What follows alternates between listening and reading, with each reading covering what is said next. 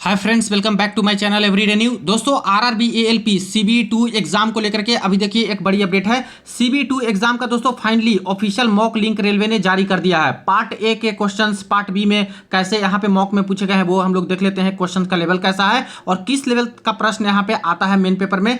CBE2 के exam के full instructions भी दोस्तों आ चुके हैं और एडमिट कार्ड कब तक जारी हो जाएगा, लिंक कब आएगा, इसके बारे में भी अपडेट हम लोग देखेंगे। तो चलिए वीडियो को शुरू करते हैं। इससे पहले जो लोग चैनल पे नए हैं वो जल्द से चैनल को सब्सक्राइब करके बेल बटन दबा दीजिएगा रेलवे भर्ती की पल पल की अपडेट के लिए।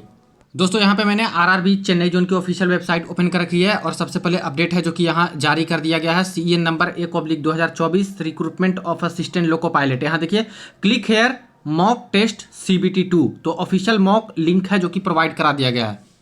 तो इस लिंक पे सिंपली आपको क्लिक कर देना होगा। यहाँ पे ये ओपन हो जाएगा जो कि पहले जैसे आप लोग देखते थे CBT1 के समय वैसा ही है। इसमें लॉगिन डिटेल ये सब कुछ भी आपको नहीं भरना है, सीधे साइन इन पे क्लिक कर देना है। और ये फ्रेंड्स सिर्फ और सिर्फ फैमिलियराइज होने के लिए, कैसे कंप्यूटर बेस्ड आप पेपर दीजिएगा, किस तरह से आपका कंप्यूटर स्क्रीन पे सारा कुछ दिखेगा, कहाँ पे क्वेश्चन से सब चीज़ें, इसके लिए है। ठीक है, तो यहाँ पे साइन इन पे क्लिक करते हैं तो इसके बाद थोड़ा सा टाइम लेगा और इसके बाद ये मॉक लिंक है जो ओपन हो जाएगा। देखिए, अब देखिए यहाँ पे इस तरह से ओपन हो जा रहा है। CEN RRB 1/2024 ALP, बिल्कुल नया वाला यहाँ पे। और व्यू इन, ये तो इंस्ट्रक्शन सबसे पहले है। तो आपको कैसे इंस्ट्रक्शंस देखना है, किस लैंग्वेज में, यहाँ पे सारे लैंग्वेज बता दिए गए हैं, हिंदी इंग्लिश दोनों में।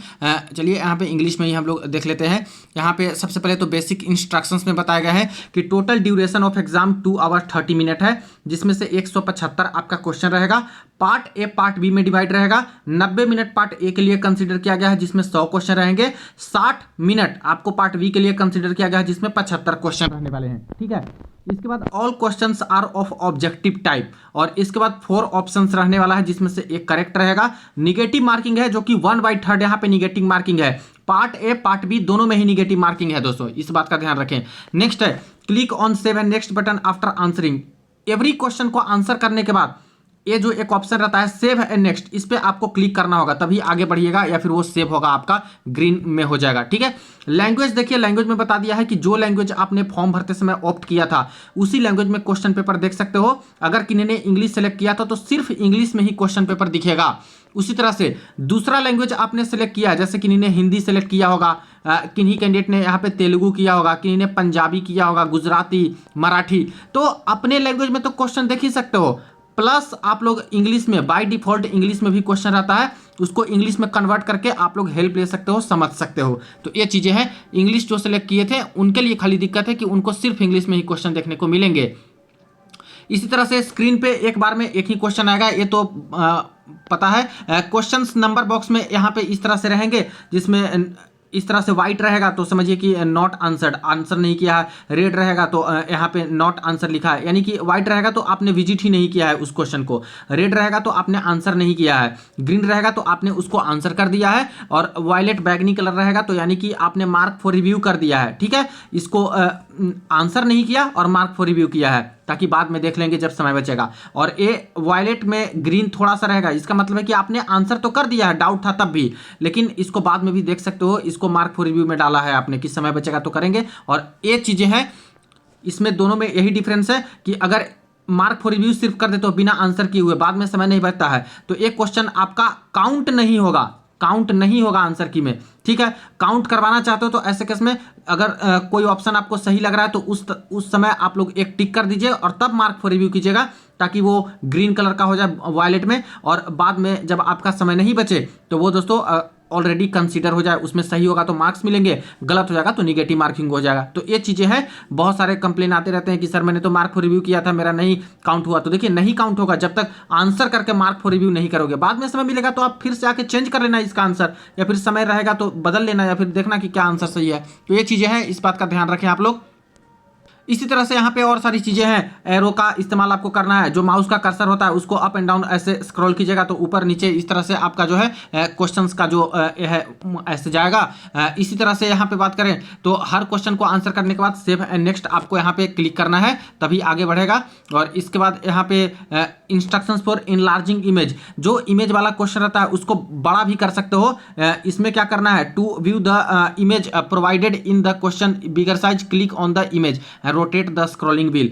यानी मान लेते हैं कि एक इमेज इतना छोटा दिया गया है, ठीक है, और इसमें समझ में नहीं आ रहा है, ठीक है, कि क्या इमेज है, तो इसको बड़ा करने के लिए जो माउस का कर्सर होता है इसको इमेज पे ले जाके, और ये जो माउस का कर्सर ये होता है स्क्रॉल करने वाला, इसको स्क्रॉल कीजिएगा, ये आपका बड़ा हो जाएगा इमेज, ठीक है। और इसको उल्टा दिशा में कीजिएगा रोटेट, तो ये छोटा हो जाएगा। तो इससे समझ सकते हो कई बार जो बार ग्राफ वाले या फिर पाई चार्ट वाले क्वेश्चन होते हैं उसमें डेटा बहुत छोटा छोटा लिखा रहता है, उसको छोड़ के भाग जाते हैं कैंडिडेट की, दिख नहीं रहा है। ऐसे नहीं करना है, आप इमेज को इनलार्ज कर सकते हो, किसी भी इमेज को उस पर जा करके माउस को पॉइंट आउट करके, ठीक है।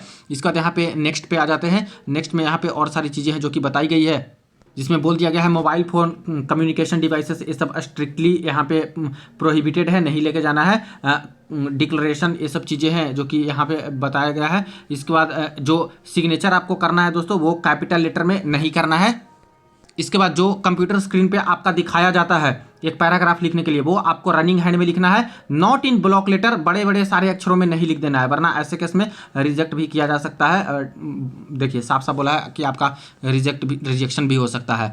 इसी तरह से यहाँ पे काउंटर आरआरबी का फॉइल है इको लेटर का, एक आपको दे दिया जाएगा, उसको लौटा के ले आना है और रखे रहना है, वो बाद में काम आता है। डीवी के समय बायोमेट्रिक आपका होगा, ठीक है। ये सब चीज़ बता दिया गया है कि लैब के अंदर भी बायोमेट्रिक हो सकता है। और इसके बाद पार्ट ए पार्ट बी में जो डिवाइड है वो यहाँ पे बता दिया गया है।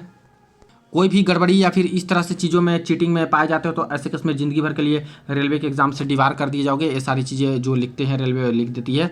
यहाँ पे अब आपको अगर मॉक लगाना है तो सिलेक्ट, पहले तो लैंग्वेज आपको सिलेक्ट कर लेना होगा, किस लैंग्वेज में आपको ये मॉक लगाना है, ठीक है। तो अगर आपको इंग्लिश में लगाना है तो इंग्लिश सेलेक्ट कीजिए, और इसके बाद ये जो चेक मार्क है इसमें आप लोग को टिक कर देना है। और इसके बाद क्या करना है, I am ready to begin, ये जो ऑप्शन है इस पर आपको क्लिक कर देना है।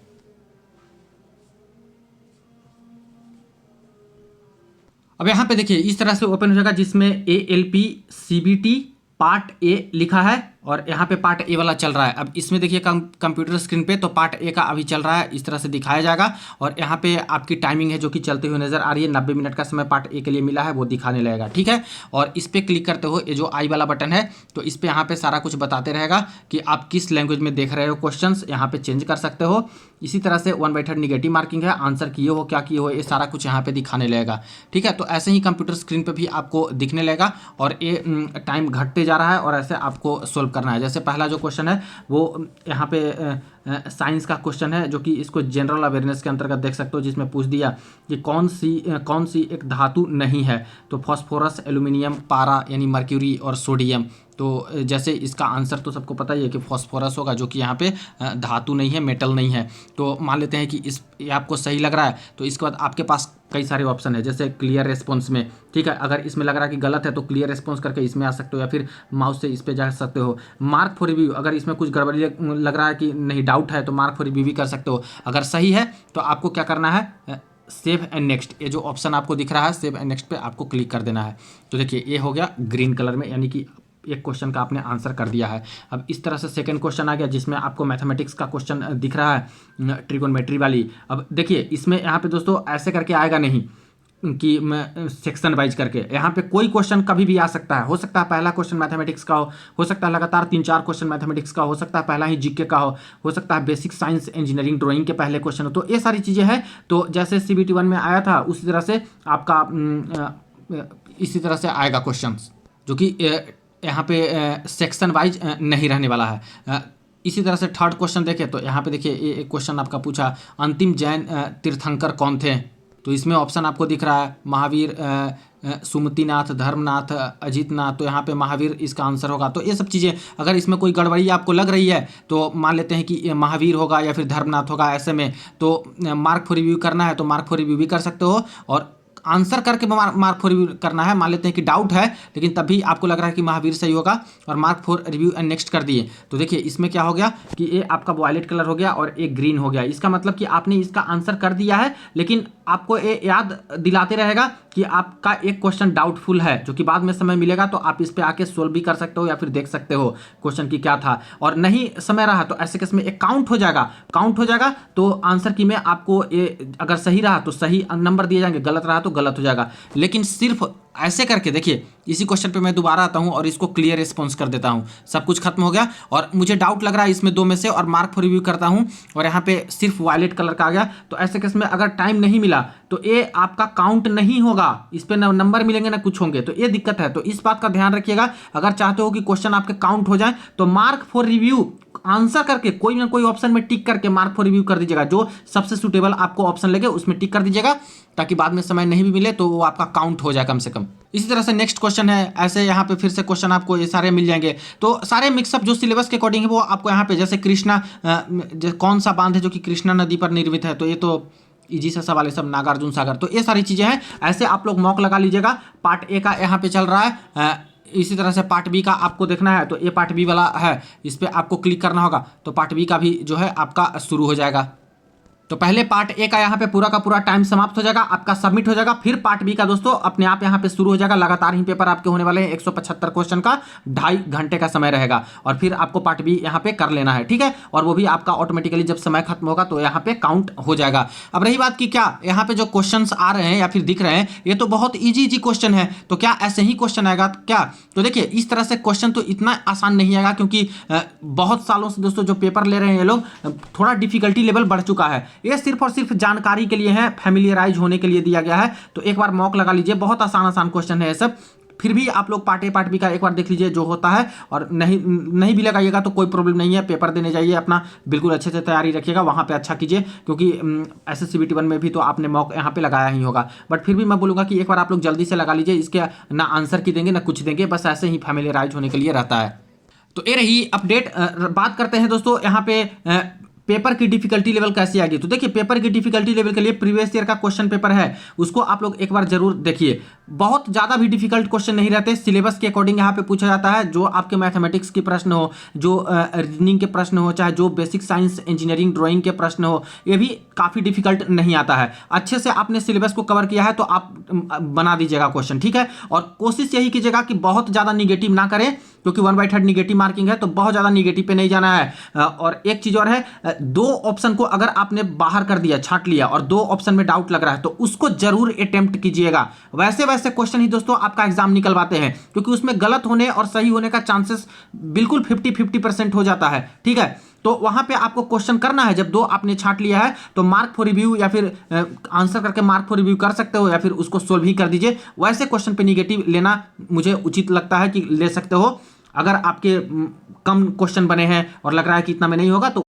अब दोस्तों बात कर ले कि आखिरकार एडमिट कार्ड यहाँ पे कब तक आ जाएगा। तो एडमिट कार्ड अभी तक तो जारी नहीं हुआ है, 4 दिन पहले से ही एडमिट कार्ड है जो कि डाउनलोड होना शुरू हो जाएगा। यानी 19 को पेपर पहला होने वाला है, तो 19 से 4 दिन पहले मान के चलिए कि 15 मार्च को, यानी कल के डेट में दोस्तों यहाँ पे आपका एडमिट कार्ड है जो कि जारी हो जाएगा 19 वालों का, और उनका दिखने लगेगा। तो कल से यहाँ पे अपना एडमिट कार्ड चेक कर सकते हो। जिनका पेपर फर्स्ट और सेकंड शिफ्ट में है उनका आ जाएगा, और बाकी 20 के डेट में पेपर है उनका परसों के डेट में यहाँ पे एडमिट कार्ड है, ई कॉलेटर है जो कि जारी करवा दिया जाएगा।